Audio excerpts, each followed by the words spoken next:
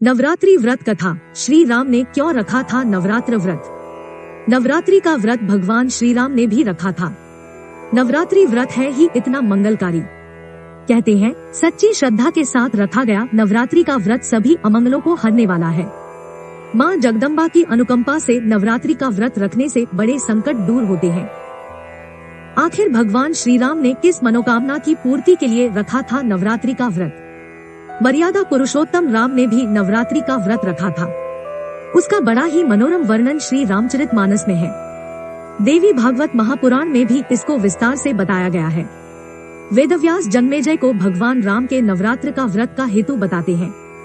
इसी प्रसंग में नवरात्र का व्रत की यह राम कथा उभरती है। जन्मेजय के जवाब में व्यास जी ने कहा, सीता हरण से दुखी श्री राम लक्ष्मण से बोले, कितने बुरे दिन हैं। पिताजी सुरधाम सिधारे, अपनी नगरी छूटी, वनवासी बने, सीता हरी गई, पता नहीं आगे क्या हो, पर इतना तय है कि जानकी के बिना अयोध्या न लौट सकूंगा। लक्ष्मण, तुम भी सब सुख छोड़कर मेरे साथ निकल पड़े, अब इतना कष्ट भोग रहे हो। रावण ने अधिक परेशान किया तो जानकी जान दे देगी, पर उसकी बात न मानेगी। जानकी ने जान दी तो मैं भी जिंदा न रहूंगा। लक्ष्मण बोले, भैया आप चिंता न करें, बहुत से वानर सीता माता की खोज में गए हैं, जल्द ही उनका पता चल जाएगा। मैं अकेले ही सारे देवताओं और दानवों को जीतने की ताकत रखता हूँ, फिर भी आवश्यकता पड़ी तो सेना सहित भरत और शत्रुघ्न को भी बुला लेंगे, आप कतई शोक न करें। कन्या पूजन की विधि। नवरात्रि में कन्या पूजन क्यों होता है? भगवान राम और लक्ष्मण यह सब बातें कर ही रहे थे कि नारद आकाश से विशाल वीणा बजाते और झूम झूम कर गाते हुए वहीं उतर आए। नारद जी ने रामचंद्र से कहा, राघव, तुम साधारण लोगों की तरह इतने दुखी क्यों हो?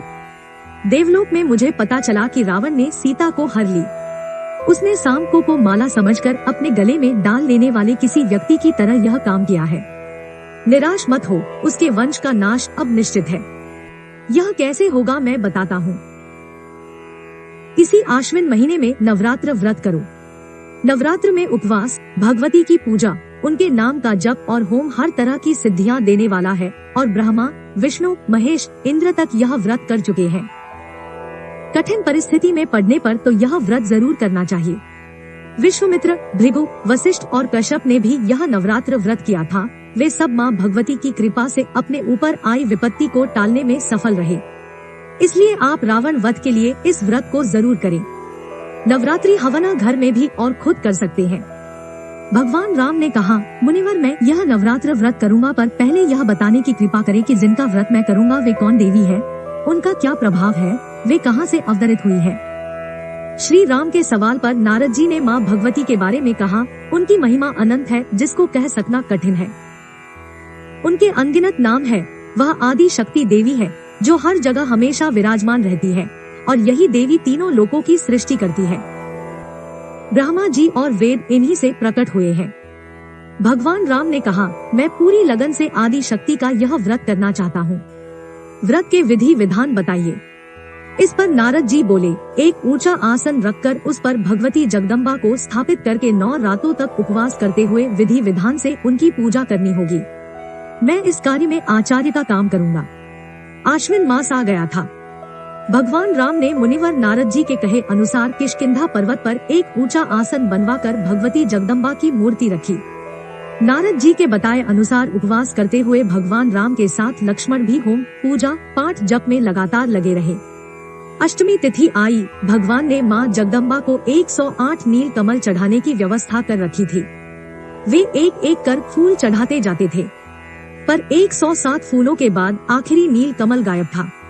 रावण ने अपनी माया से उसे गायब कर दिया था। अब रात हो गई थी। इस दुर्लभ नील कमल की व्यवस्था असंभव थी। ऐसे में कहीं पूजा अधूरी न रह जाए। भगवान श्री राम बड़ी चिंता में पड़े, माँ जगदम्बा रूठ न जाएं। अचानक उन्हें ख्याल आया कि उन्हें कमलनयन भी तो कहते हैं। दुर्गा सप्तशती पाठ के समान फलदायी है। सिद्ध कुंजिका स्तोत्र जाने जप विधि। एक नीलकमल की जगह उन्होंने अपनी एक आंख निकालकर चढ़ाने की का फैसला लिया।